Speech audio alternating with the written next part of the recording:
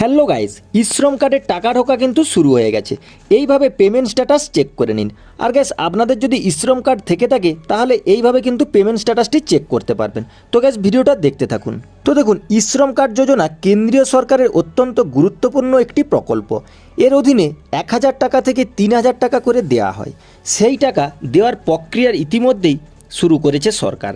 ইশ্রমের পরিমাণ সরাসরি bank transfer debit দ্বারা শ্রম কার্ড ধারকদের ব্যাঙ্ক অ্যাকাউন্টে সময় মতন পাঠানো হচ্ছে।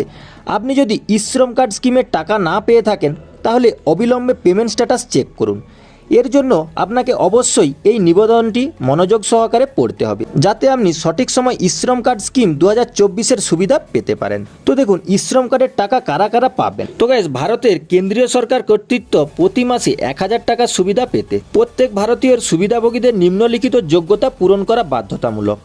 1. ইশ্রম কার্ড যোজনা 2024-এ শুধুমাত্র ভারতীয়দের জন্য। 2. শুধুমাত্র ভারতে স্থায়ীভাবে বসবাসকারী ব্যক্তিরাই এই স্কিমের সুবিধা পেতে পারেন। 3. বৈধ রেশন কার্ডের সুবিধা পেতে হবে এই কার্ডের জন্য। 4. ইশ্রম কার্ড প্রকল্পের সুবিধার জন্য আবেদনকারীদের 16 বছর থেকে 59 বছর মধ্যে বয়স হতে হবে। 5. পরিবারের কেউ চাকরি না করলে লেবার কার্ড নেওয়া যেতে পারে। 6. ইশ্রম কার্ড স্কিমের জন্য যে কোনো রাজ্যের যে কোনো ব্যক্তি আবেদন করতে পারবেন এবং 60 বছর পেরিয়ে গেলে 1000 টাকা থেকে 3000 টাকার সুবিধাও পেতে পারেন। তো গ্যাস, টাকা ছাড়াও আরও কী সুবিধা পাবেন।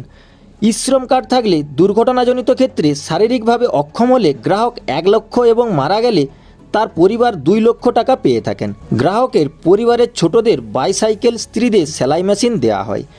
ইশ্রম কার্ডের পেমেন্ট স্ট্যাটাস 2024-এ গাইস কীভাবে চেক করবেন, এবার চলুন আপনাদেরকে সেটাই দেখিয়ে দিই। তো দেখুন, ইশ্রম কার্ড স্কিম 2024-এর পেমেন্ট স্ট্যাটাস চেক করতে কি করবেন। তো প্রথমেই কর্তৃপক্ষের অফিসিয়াল ওয়েবসাইটে যান, ishram.government.in। আর গাইস, এই লিঙ্কটা আমি ডেসক্রিপশন বক্সেও দিয়ে দেবো, সেখান থেকে আপনারা পেয়ে যাবেন। 2. এখন ishram.government.in ইশ্রম কার্ডের যোজনার স্ট্যাটাসের জন্য এই আধার কার্ড সুবিধাভোগী স্থিতি চেকের বিকল্পটি নির্বাচন করুন। 3. ইশ্রম কার্ড যোজনা 2024-এ স্ট্যাটাস লিঙ্কে ক্লিক করুন। 4. আপনার সামনে নতুন উইন্ডো খুলে যাবে। এখন আপনার শ্রম কার্ড নম্বর, ইউএনএ নম্বর, আধার কার্ড নম্বর লিখে সাবমিট বাটনে ক্লিক করুন। এইভাবে ইশ্রম কার্ডের স্থিতি আপনার ডিভাইসে প্রদর্শিত হবে। তো গ্যাস, এই ছিল আজকের আপডেট। আশা করি ভিডিওটি বুঝতে পেরেছেন। তো গ্যাস, ভিডিওটি যদি ভালো লেগে থাকে ছোট্ট একটা লাইক করে দেবেন। আর গ্যাস, এরকমই ভিডিও সবার আগে আপডেট পাওয়ার জন্য চ্যানেলটি সাবস্ক্রাইব করে রাখবেন।